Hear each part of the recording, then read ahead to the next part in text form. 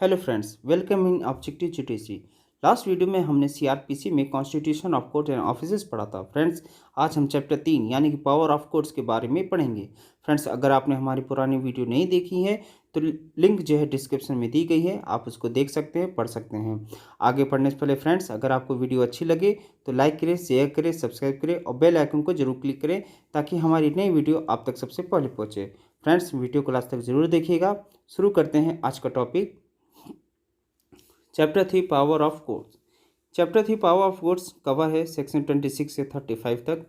Section 26 ये बताता है कि courts by which offence are triable offence under the IPC are tried by the High Court, Court of Session, any court by which such offense is so in the first schedule to be triable। तो friends, अगर कोई offence होता है उसका trial करना हो तो trial उसका हाई कोर्ट या कोर्ट ऑफ सेशन या कोई अदर कोर्ट कर सकती है जिनमें ऑफेंस फर्स्ट शेड्यूल में दिया गया है कि कौन ट्राई करेगा। Friends, generally high court trial नहीं करता है, बट अगर कोई पूछे क्या हाई कोर्ट ट्रायल कर सकता है तो जी हाँ, सेक्शन 26 के मुताबिक हाई कोर्ट भी किसी भी ऑफेंस का ट्रायल कर सकता है। सेक्शन 26 का एक प्रोविजो में जो कि इंसर्ट किया गया है सीआरपीसी अमेंडमेंट एक्ट 2008 के द्वारा, उसमें यह बताता है कि offence under section 376, 376 A, 376 A B, 376 B, 376 C, 376 D, 376 D A, 376 D B and 376 E IPC के उसका जो ट्रायल होगा उसमें कोर्ट में प्रेसाइडिंग जो जज होगा वो वुमेन द्वारा की जाएंगी। Section 27 jurisdiction in case of juvenile. तो फ्रेंड्स, अगर कोई ऑफेंस होता है जिसको करने वाला व्यक्ति 16 साल से नीचे का है तो सेक्शन 27 से कवर होता है।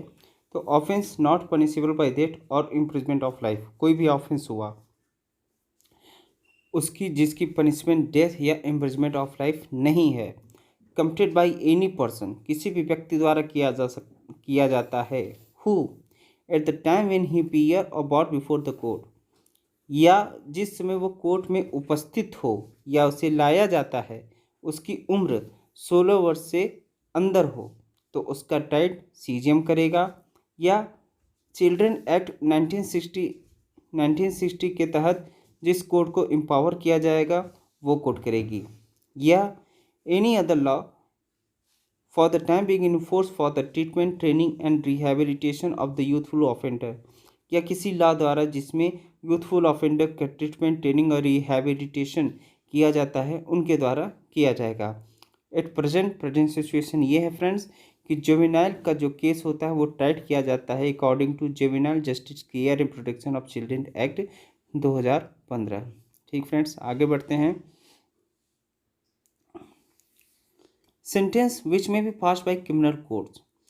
क्रिमिनल कोर्ट्स हैं हमारा हायरार्की जो हम लोगों ने पिछले वीडियो में पढ़ा था, supreme court, high court, session court.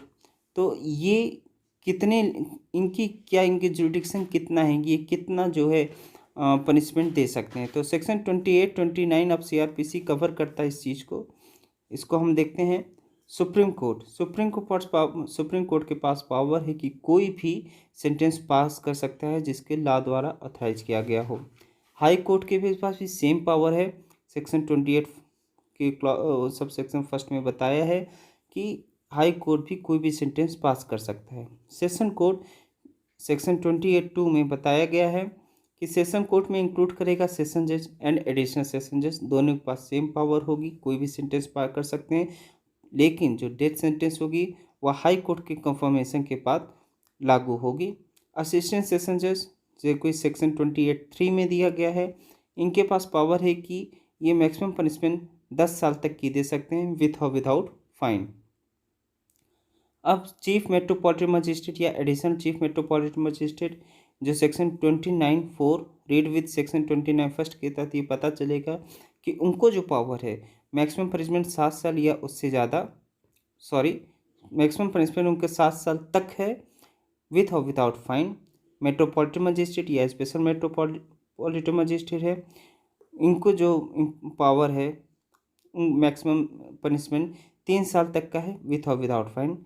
CGM chief judicial magistrate या additional chief judicial magistrate section 29 first के अंतर्गत इनको जो इम्पावर है मैक्सिमम 7 साल तक की सज़ा विथ और without fine. Sub division magistrate जो हैं उनको इम्पावर है 3 साल तक की सज़ा विथ और विदाउट फाइन, जो कि अब तो 10,000 तक रहेगी। जुडिशियल मजिस्ट्रेट या special judicial magistrate first class जो सेक्शन 29(2) में दिया गया है, इनको इम्पावर है मैक्सिमम 3 साल तक की सज़ा या 10,000 रुपये तक का फाइन। जुडिशियल मजिस्ट्रेट या special judicial magistrate second class section 29(3) के तहत इनको इम्पावर है कि मैक्सिमम 1 साल तक की सज़ा दे सकते हैं विथ और विदाउट फाइन, जिसकी वैल्यू 5,000 रुपये तक है। तो फ्रेंड्स, ये हम लोगों ने सुप्रीम कोर्ट से जुडिशियल मजिस्ट्रेट सेकेंड क्लास तक के जजेस की इम्पावर देखा कि कौन कितना पनिशमेंट दे सकता है और फाइन कितना दे सकता है। हालांकि फ्रेंड्स, ये भी हम लोग को ध्यान रखना चाहिए कि जो fine supreme court, high court या सेशन कोर्ट देंगी, जिसमें फाइन मेंशन नहीं कि मैक्सिमम कितना देंगी, तब भी सेक्शन 63 ऑफ आईपीसी ये रोक लगाता है कि उनके पास अनलिमिटेड है पावर है कि वो कितना भी फाइन लगा सकती हैं, बट ये एक्सेसिव नहीं होगा। आगे बढ़ते हैं friends. Section 30 sentence of imprisonment in default of payment of fine. किसी व्यक्ति को इम्प्रिजमेंट हुई कुछ सालों की, उसके बाद उनके ऊपर अलग से फ़ाइन भी लगाया जाता है। इन केस अगर वो फ़ाइन नहीं भर पाते हैं तो उनको अलग से जो सब्स्टिट्यूट इम्प्रिजमेंट उनको मिला है किसी ऑफेंस के लिए, उसके बाद अलग से इनको ये फ़ाइन की जगह जो है इनको इम्प्रिजमेंट भोगना पड़ेगा। तो this section provide that court of magistrate may award such term of imprisonment in default of payment of fine as authorised by law. This section only confers the power to court to impose imprisonment in default of payment of fine. Imprisonment awarded under this section is in addition to the substantive sentence of imprisonment for the maximum term awardable by magistrate under section 29. तो magistrate under section 29 के बाद जितना authorise हैं उतना ही सज़ा दे सकते हैं, उतना ही फाइन दे सकते हैं, उससे ज़्यादा वो नहीं दे सकते हैं। तो फ्रेंड्स, जैसा कि हम मान सकते हैं कि किसी व्यक्ति को अगर 4 साल की सज़ा हुई है और 4,000 रुपये का जुर्माना हुआ है और वो 4,000 रुपये नहीं भर पा रहा है, तो 4,000 की जगह उनको 4 साल प्लस एक्स्ट्रा जो है उनको इम्प्रिजमेंट मिलेगा। ये इम्प्रिजमेंट उनको कितना मिलेगा कितना नहीं मिलेगा, ये हमारे सेक्शन 64 से 67 ऑफ आईपीसी में दिया गया है। और ये सेक्शन 2 लिमिटेशन भी देता है कि सच इम्प्रिजमेंट जो हम लोग को एक्सेसिव मिल रहा है shall not be in excess of the power of magistrate under section 29। Section 29 में मजिस्ट्रेट को जितना अथोराइज किया गया है उससे ज़्यादा इनको नहीं है सकती इम्प्रिजमेंट भी देने की, और जो भी इनको सेंटेंस दिया जाएगा वो 1/4 ऑफ द सेंटेंस, जो सेंटेंस जिस ऑफेंस के लिए उनको दिया गया है उसके 1/4 से ज़्यादा नहीं होगी। ठीक है फ्रेंड्स, आगे चलते हैं। Section 31 sentence in cases of conviction of several offence at one trial. Friends, generally होता है कि किसी व्यक्ति को सेम ट्रायल में 2 या 2 से अधिक ऑफेंस किए रहते हैं और उनका ट्रायल सेम चलता है, तो उस केस में क्या होगा, उनको जो सज़ा मिलेगी सेपरेट मिलेगी कि कंकरेंट रहेगी, क्या होगी, उस चीज़ को हम समझते हैं। An accuse can be punish for several offences at one trial. किसी भी एक्यूज को पनिश किया जा सकता है सेवरल ऑफेंसेस के लिए एक ही ट्रायल में, सेम ट्रायल में। सेक्शन 31 प्रोवाइड करता है कि unless directed by the court, जब तक कोर्ट द्वारा अलग से डायरेक्शन न दिया जाए, such punishment will consecutively that is one after another. ऐसे में पनिशमेंट जो दी जाएगी वो एक के बाद एक चलेगी, एक ख़त्म होगी फिर दूसरी मिलेगी, तो दूसरी की शुरुआत होगी। एंड इफ़ कोर्ट डायरेक्टेड, अगर कोर्ट डायरेक्ट करता है तो सेंटेंस विल बी कंकरेंटली, तो सेंटेंस जो चलेंगी दोनों की वो साथ में चलेगी। जो छोटी अमाउंट की सेंटेंस है वो मर्ज हो जाएगी बड़े वाले में। जैसे अगर किसी को 7 साल 10 साल और 7 साल की सज़ा मिली, 3 साल की सज़ा मिली है, तो 3 वाले की सज़ा 10 वाले में मर्ज हो जाएगी। इसके सम इम्पॉर्टेंट की पॉइंट्स हैं इस सेक्शन में, उसको हम लोग देते हैं। At one trial, at one trial का मतलब है more offences than one is tried at same time. एक ही ट्रायल में एक से ज़्यादा ऑफेंसेस का ट्रायल हो रहा हो। मे सेंटेंस, इसका मतलब कोर्ट के पास अथॉरिटी है कि वो चाहे तो सेंटेंस एक कंकरेंटली दे या एक के बाद एक वाला दे, ये ऑब्लिगेटरी है, कोई ऑब्लिगेटरी नहीं है, ये ऑप्शनल है।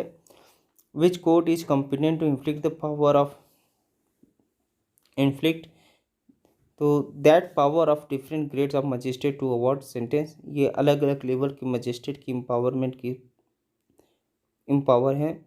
To commence the one after the expiry of the other, इसका मतलब ये है कॉन्जिक्यूटली कि एक ख़त्म होगा फिर दूसरा चलेगा। व्हेन नथिंग इज सेड, अगर कहीं कुछ नहीं कहा जा रहा है तो one sentence ordinary operate the expiration of the other, तो जो एक सेंटेंस होगा वो दूसरे के ख़त्म होने के बाद शुरू होगा। Unless the court direct that such punishment shall run concurrently, अगर कोर्ट कोई डायरेक्ट नहीं करता है तो यह माना जाएगा कि कॉन्जिक्यूटिव चलेगा एक के बाद एक। अगर कोर्ट डायरेक्ट करता है तो वो दोनों साथ में चलेंगे। इस सेक्शन में 3 इम्पॉर्टेंट केसेस हैं, उसको फ्रेंड्स हम देखते हैं। एक भुवन सूरजी का केस था 1935 में। उसमें एक व्यक्ति ने एक कॉफ को चुरा लिया और उसके बाद उसको मार दिया। तो वो जो गिल्टी हुआ था, थेफ्ट का ऑफेंस हुआ था, जिसमें उसको सेक्शन 389 के तहत आईपीसी के तहत मिली थी, और मिसचीफ का जो है वो गिल्टी था 429 आईपीसी के तहत। तो उसमें वह व्यक्ति लाइबल हुआ था to be convicted and sentence separately, उसको दोनों अपराध के लिए उसको कन्विक्ट किया गया था और उसको सेंटेंस सेपरेटली दिया गया था। Bhaskaran versus state of Kerala के केस में डायरेक्शन, उसमें ये हेल्ड हुआ था कि direction that punishment should run concurrently is an integral part of judgment, जो डायरेक्शन दिया गया था पनिशमेंट का वो जो है कंकरेंटली चलेगा और ये जजमेंट का इंटीग्रल पार्ट था। इसलिए a direction how the sentence in 2 cases should be run issue subsequent to disposal of the case would amount to alteration of the judgment which is part by section 362। तो अगर direction, अगर एक बार judgement pronounce हो जाता है तो उसके बाद उस जजमेंट में उसको पूछना या उसमें अल्ट्रेशन करना, उसके अमाउंट को अल्ट्रेशन करना, ये बार हो जाता है सीआरपीसी के सेक्शन 362 के तहत। अब उसमें कुछ भी हस्तक्षेप नहीं किया जाता जो कि एक बार सेंटेंस पास हो जाता है। तो such direction can not be issue after the judgment it pronounce, तो ऐसे डायरेक्शन इशू नहीं हो सकते हैं एक बार जजमेंट अगर प्रोनाउंस हो गई। फिर एक हमारा केस है Gagan Kumar versus state of Punjab, 2019 का ये केस है। इसमें सुप्रीम कोर्ट ने हेल्ड किया था कि it is mandatory legal requirement to specify whether sentence awarded to an accuse convicted for 2 or more offences would done concurrently or consecutively. इन्होंने, सुप्रीम कोर्ट ने ये हेल्ड किया था कि मैंडेटरी है, लीगल रिक्वायरमेंट है कि इसको स्पेसिफाई करे कि जो सेंटेंस अवॉर्ड किया गया है एक्यूज्ड को 2 या 2 से अधिक ऑफेंसेस के लिए, वो कंकरेंटली चलेंगी या कॉन्जिक्यूटली चलेंगी। सेक्शन 35 2 लिमिट्स बताता है जो कि हम लोगों ने पढ़ लिया था कि person shall not be sentence to imprisonment for longer period than 14 years. व्यक्ति को जिसको 2 या 2 से अधिक ऑफेंस के लिए सज़ा मिली है, उन दोनों को भी मिला के उसको मैक्सिमम जो है 14 साल से ज़्यादा की सज़ा नहीं होगी। The aggregate punishment shall not exceed twice the amount of punishment which the court competent to inflict, जो पनिशमेंट उसको मिली है उसको 2 गुने से ज़्यादा नहीं मिलेगी। तो फ्रेंड्स ये सेक्शन 31 के 2 लिमिट्स थे। तो फ्रेंड्स आशा करता हूँ आप लोग को ये वीडियो पसंद आई होगी, अच्छी लगी होगी। अगर आपको अच्छी लगी तो इसको लाइक करें, शेयर करें, सब्सक्राइब करें और बेल आइकन की घंटे को ज़रूर दबाएं। अगर आपको कोई सजेशन देना हो या कुछ कमेंट करना हो, कोई डाउट हो तो आप बेशक कमेंट बॉक्स में मैसेज कर सकते हैं। Thank you.